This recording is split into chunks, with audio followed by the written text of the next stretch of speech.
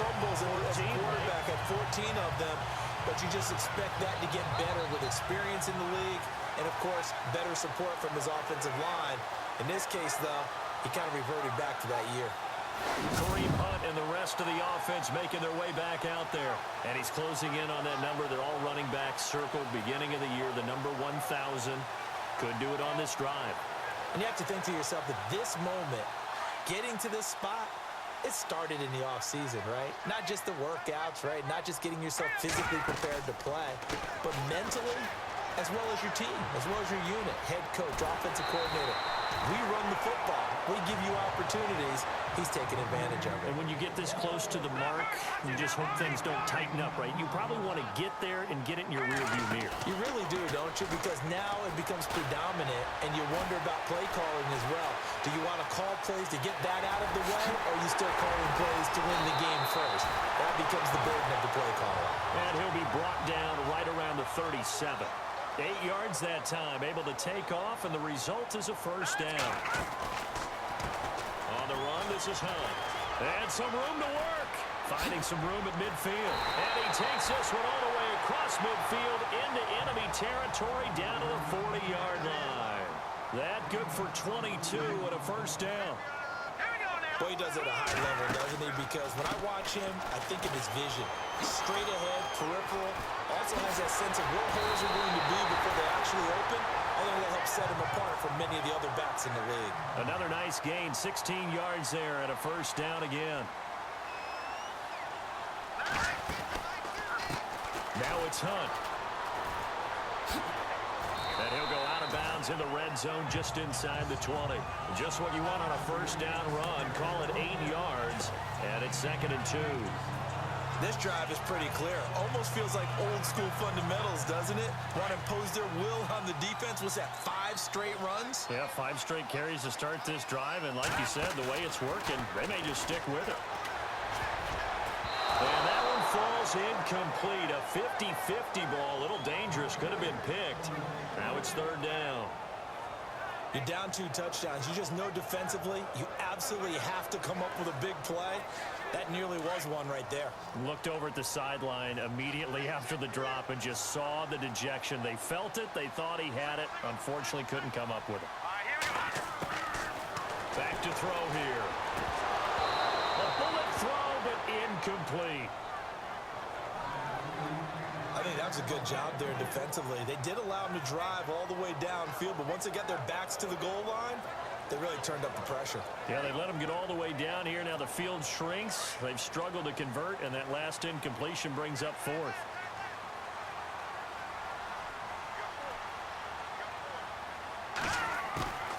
Out of the gun, they'll look to throw. Eluding the pressure right. He may try and run for this. The decision to go for it pays off, and now they're set up 1st and goal.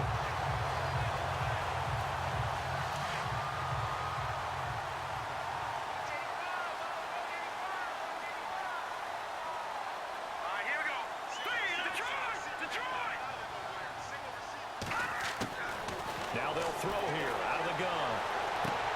Toward the pylon, caught. That'll bring up 2nd and goal after the gain of 5. Here we go now. Green 39. Green 39. Not even a chance to pitch that one as he's swallowed up in the backfield. They'll lose a yard, and it brings up 3rd.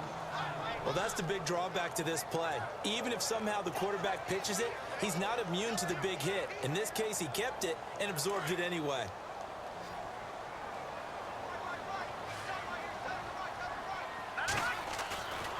They'll try to run with Hunt. And he's in. Touchdown, Browns. A great play there. On his way to a monster game. 3 first-half touchdowns. And the Browns add on to their lead.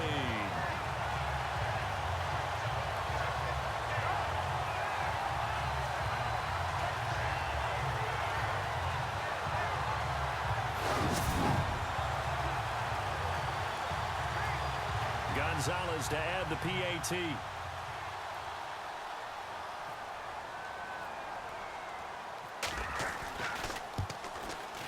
And it is now 21-0.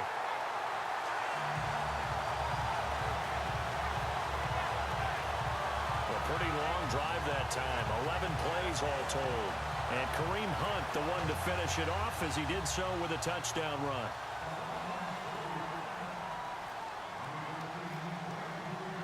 The kickoff unit is out on the field, and they will send this one away.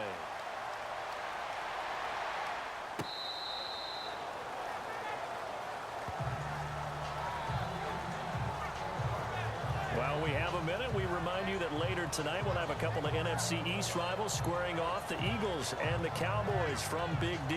Or Arlington. Got to make sure we get it right. To be more precise there in the Metroplex. Then tomorrow night, Week 11, we'll wrap up with a playoff rematch from the divisional round a year ago, the Falcons and Seahawks, but this time from Seattle. Throwing on first down is Bortles. Throwing middle, but it's incomplete. He was looking for his tight end that time, Michael Rivera. And now it's second down. The one thing that I've liked defensively is that they've shown him a lot of different looks here in the first half. They've come after him. They've sat back. I think that's what you need to do to keep an offense guessing. And they certainly have kept them on their toes. That's why they haven't had much success on the scoreboard. And he's taken down. This will be a Brown sack. Joe Schobert, he's the one to get him, and that's sack number 7 for him on the year. Throwing his Bortles on third down. Now he's hit, and Bortles fumble. It's loose, and I think the Browns got it. They did.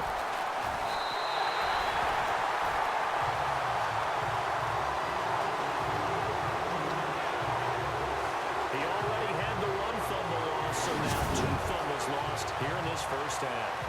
Not setting the pace the way that you want it done. I mean, here in the first half, already twice the ball's come out and hit the turf. Got to find a way to take care of it. Otherwise, they may have to start thinking about maybe someone different in that position. We get a glance at Duke Johnson as he heads back out onto the field. The passing game, they've had more success there than the running game. Maybe something they game plan for. How come they didn't tell us about it? Because they wanted to keep it a secret. We did ask, didn't we? But I think what happened in this one is they've realized that they've established the run pretty well, and teams are going to key on that. They thought they could open it up and have success through the air, and that's exactly what's going on. Yeah, they've had success, at least so far here in the second quarter. Oh, and it's incomplete. That would have been big in the end zone if he could have held on. Instead, it's second down. I think it's pretty safe to say that when you're up 3 touchdowns, the last thing you want to do is hang one up there and put it in jeopardy and possibly get it intercepted. Get a nice lead. You should be able to protect it. But if you get careless with the football, look out. Now he'll look to throw here on 2nd and 10. And it's caught. And he's going to be brought down by the face mask. Here come the flags. This is going to get him a first down. Personal foul. Face mask. Defense. So give them the yardage on the pass and half the distance to the goal line. Because they're inside the 30, so now you don't march off the full 15, right? You have half the distance to the goal. In any event, that's precious real estate given up. From the 2-yard line now, it's 1st and goal. They'll come out in the pistol.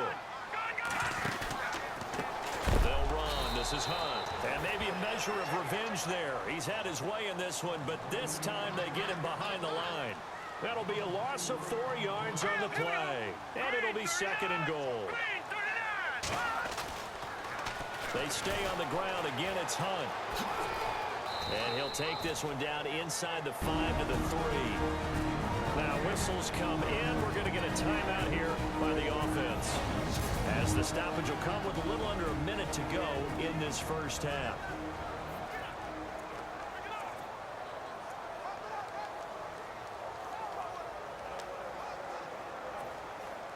Definitely be a disappointment to come out of this starting position with just 3 points. They need to try to dial something up now, 3rd and 10.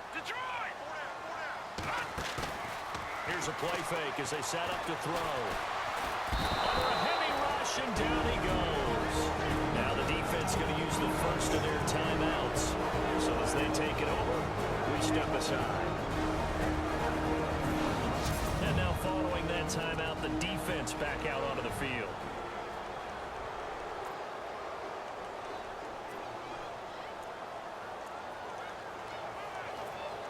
The offense stays out there.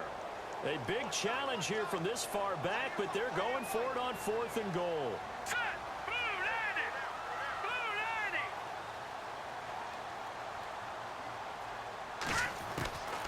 90. Now a shotgun snap as they'll look to throw. Njoku pulls this one in. He's got it for a Cleveland touchdown. David Njoku hitting double digits with his 10th touchdown of the season. And the Browns add 6 to their lead. I heard a coach talk about those late-in-the-half scores, especially ones that give your team a pretty decent cushion. He said those could be the ones that could finish off a squad if you let them. Yeah, they've got the cushion. This half has been theirs.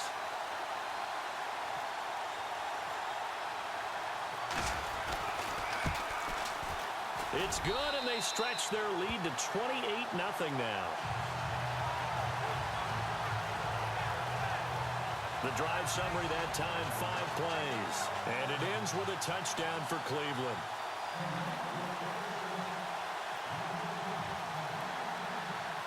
Out is the kickoff unit as they run up and send this one away. This one fielded at the 5. And now running right through it. And he's able to get this all the way to the 40 before going out of bounds. Now that's the kind of return you're looking for. To get to that spot on the field, that allows you to do a lot of things on offense. And our attention turns now to T.J. Yeldon. And for him, it's been pretty limited involvement. Down on the scoreboard, maybe time to turn to this guy. And you know me well. Winning games to me means starting with the running game and continuing to press the running game. Maybe you go away from him a little bit now, but bottom line is he hasn't touched it enough to make a difference. Well, they haven't established that running game yet. The question is, will they? They'll get a couple yards on that one, and that'll make it 2nd down. I do have to admit, I like it when it all comes together. When the top part, catching the football, right, whether you're catching it with your hands or cradling it, comes together with the legs, in this case the feet, doing a little toe tap to stay in bounds and complete the catch. And a great job by our crew on the camera shot. Love when you see the grass or on the field turf, those rubber pellets flying up. Great catch. On 3rd down, Yeldon, and he'll go down right around the 47 this time. Now a 2nd timeout called for by the defense. So that means they're down to 1 remaining here as we head toward halftime. Here's Brad Nortman now. On for his 2nd punt. He'd take a repeat of his first. And he gets it away. A directional kick going toward the sideline. And this one's out of bounds. Should be inside the 10, I think it is. At the 6-yard line.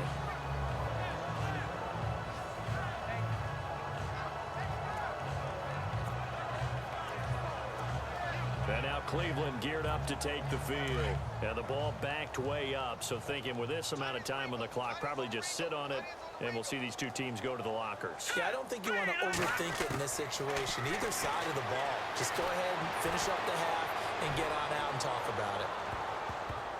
And nearly picked off. Surprising to see a defender of his caliber let it get away. But it does get away and it's 2nd down. Well, partner, I guess that answers the question about whether they're going to sit on it or not. It does. Now we'll see if they try that again. Yeah, I think what we find on plays like that, when you take that shot, if you're unsuccessful, then you go way more conservative. Trying to get it to Beckham, and it's intercepted. Picked off by Kenneth Acker. And he's given his guys a shot for late points as they will take over in range for a field goal or maybe more. That late in the clock, 2nd quarter, why not just run it a time or two and get it into the locker room? What you're saying makes absolutely perfect sense. Run it and get out of there. But I'm just wondering if the pressure of today's NFL and the high-powered offenses that you're facing may have forced them into saying, let's try and get some more points. And they do get him down, but he's inside the 5 all the way to the 3. So we have reached halftime here in Cleveland with the Browns on top. As we send you down to our EA Sports Studios in Orlando, where we find our man Larry Ridley with our halftime report. All right, Brandon.